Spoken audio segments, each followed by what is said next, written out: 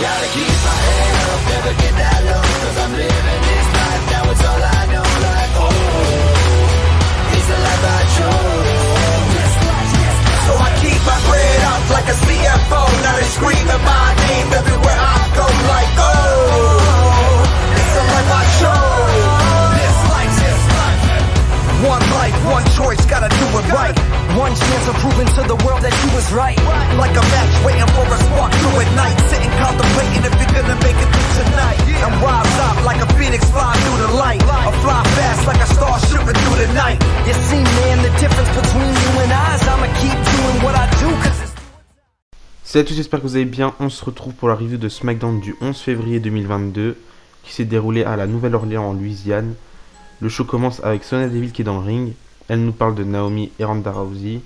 Elle dit qu'elle a demandé à ce que Ronda Rousey reçoive une amende de $100 000. Elle nous dit aussi qu'elle a demandé pour qu'elle soit suspendue tout de suite. On a Adam Pearce qui arrive. Adam Pearce nous dit qu'il a reçu un mail de Vince McMahon. Dans le mail, Vince McMahon dit qu'il accepte pas du tout qu'un officiel se comporte comme ça. Qu'il n'aime pas qu'un officiel abuse de son pouvoir. Qu'un officiel n'a pas le droit de frapper une superstar, et que si Sonya Deville ne respecte pas ça, ben, elle pourrait perdre son travail. Et du coup, il nous dit qu'il refuse l'offre de Sonya Deville de suspendre Ronda Rousey. Après, on a Naomi qui débarque. Naomi, elle dit à Sonya Deville que elle n'a pas le droit de frapper Naomi, mais que elle a le droit de frapper Sonya Deville. Du coup, elle met une claque à Sonya Deville, et c'est comme ça que se finit le segment. Donc voilà. Après, on a Los Lotarios qui sont en backstage avec Kayla Braxton. Ils disent que la semaine dernière, ils étaient à 2 doigts de battre le New Day, mais que cette semaine, il y aura plus de presque et qu'ils vont battre le New Day. Du coup, on a un rematch des Los Lotarios contre Kofi Kingston et Big E. Le match était plutôt sympa. À la fin du match, on a Kofi Kingston qui fait son Trouble in Paradise sur Humberto ou Angel Garza, je sais plus. Après, il se fait surprendre par un roll-up de Angel Garza, il me semble. Pour la victoire, du coup, cette fois-ci, Los Lotarios remportent le match. Dans l'opener, Big E perd et Kofi Kingston aussi du coup. Mais ça fait bizarre de voir Big E retomber aussi bas alors qu'il était champion il y a quelques semaines. Mais bon, c'est comme ça. Ensuite, on a les Viking Raiders qui sont en backstage, qui sont interviewés. Mais ils n'ont même pas le temps de répondre à la question que les Usos attaquent les Viking Raiders. Du coup, ils les rouent de coups et c'est comme ça que se termine le truc. Après, on a un petit segment où Roman Reigns se fait interviewer par Michael Cole. C'est assez sympa. On nous parle de la carrière de Goldberg, de sa série de victoires à la WCW, de son retour en 2016 à la WWE, etc. Roman Reigns, ils ont dit clairement qu'il n'en a rien à faire de la carrière de Goldberg. Après, on a Michael Cole qui dit à Roman Reigns que le match Roman Reigns contre Goldberg aurait dû se passer il y a presque 2 ans déjà. Enfin, ouais, il y a 2 ans, lors de WrestleMania 36.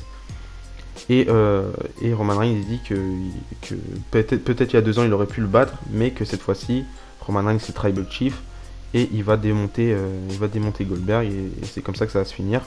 Et à la fin on a Paul Heyman qui rajoute que c'est pas une prédiction mais c'est un spoiler, donc voilà. Ensuite on a le 3ème rematch ou le 4ème, je sais plus, celui qu'on nous avait annoncé la semaine dernière.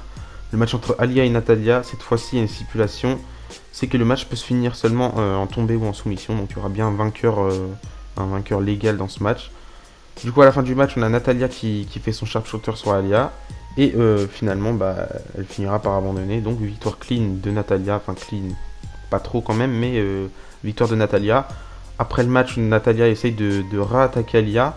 Mais on a Shali qui débarque pour sauver Aliyah. J'espère que cette histoire avec Shali et Aliyah sera pas un peu pareil qu'avec Edge Lee et Tamina à l'époque. Ce serait bien que le push se tourne vers Shali plutôt qu'Aliyah. Parce que je préfère Shali un peu quand même.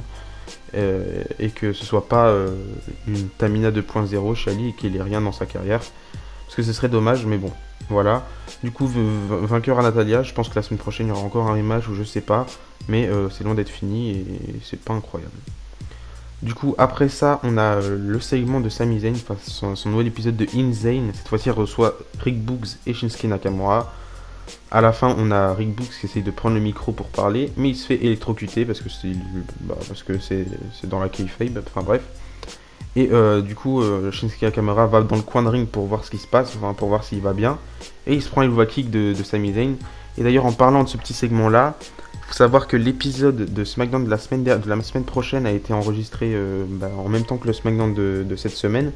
Du coup, il y a plein de spoilers sur les réseaux sociaux. Je vais pas vous spoiler ce qui s'est passé la semaine prochaine parce que je ferai ma review de SmackDown.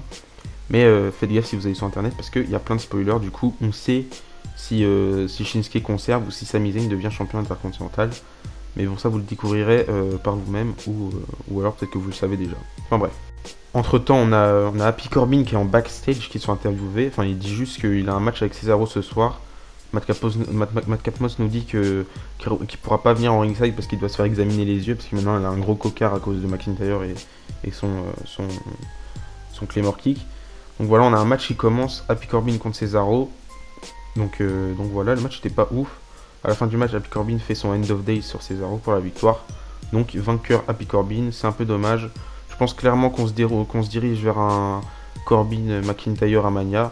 Ça serait un peu logique. C'est un peu dommage pour McIntyre parce que voilà, c'est pas ouf comme match.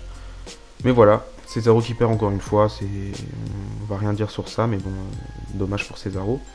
Après, on a Matt Capmos qui se fait examiner les yeux. Donc le médecin lui demande de fermer les yeux et d'ouvrir l'œil droit pour voir ce qui se passe. Du coup, il dit ouvre l'œil droit et dis-nous ce que tu vois. Et là, on a McIntyre qui met son épée devant les yeux et du coup, il dit ouais, bah je vois une épée quoi. Après, il se retourne. Il y a McIntyre qui est là. Donc McIntyre, il dit du coup à Matt Capmos qu'il sait très bien que Matt Capmos va très bien et que du coup, leur match à Elimination Chamber, ce sera désormais un Falls Count Anywhere. Déjà, j'étais même pas au courant qu'il y avait un match à Elimination Chamber entre les deux. Mais là, Falls Count Anywhere, je vais peut-être pas regarder. Enfin, quoique, parce que les chants d'Arabie Saoudite, en général, c'est dans la soirée pour nous en Europe. Du coup, peut-être que je vais pouvoir regarder le show si j'ai l'envie. Enfin, bref. Après, on a le même segment qu'avec Roman Reigns et Michael Cole, sauf que cette fois-ci, c'est avec Goldberg. Et j'ai cru comprendre que Goldberg et Michael Cole sont très amis dans la vraie vie. Enfin, ce que j'ai cru comprendre, je suis pas du tout au courant. Enfin, bref. Du coup, Michael Cole, il demande il dit à Goldberg que c'est peut-être le retour de trop pour lui. Enfin, c'est ce que les fans pensent. Et Goldberg il dit qu'il s'en fout de ce que tout le monde pense et il s'en fout clairement de ce que Roman Reigns pense.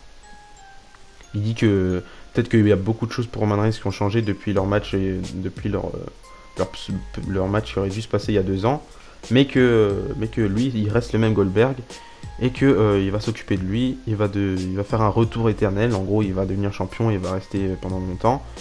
Et qu'après il s'occupera de Brock Lesnar à WrestleMania 38. Du coup, la semaine prochaine, on nous annonce qu'on aura un face-à-face entre Roman Reigns et Goldberg. C'est la seule chose que je me suis pas fait spoil du show de la semaine prochaine. Donc on va voir ce que ça a donné, mais voilà. Et enfin, on passe au main event, Charlotte Flair contre Naomi pour le titre de SmackDown, j'étais même pas au courant. Du coup, le match était très très bon. J'ai regardé le match, il était vraiment sympa. Naomi a failli devenir championne à plusieurs reprises. D'ailleurs, je crois même que l'arbitre il a compté jusqu'à 4 alors que s'il compte jusqu'à 4, ça veut dire que Naomi est championne. Enfin bref, c'était un petit peu trompé. Mais le match était très très bon, je vous le conseille. Du coup voilà, à la fin on a Naomi qui essaye de faire son rear view, là, son coup de fesse. Mais Charlotte Flair a contre et du coup elle fait son natural selection pour la victoire. Du coup Charlotte Flair conserve son titre de SmackDown.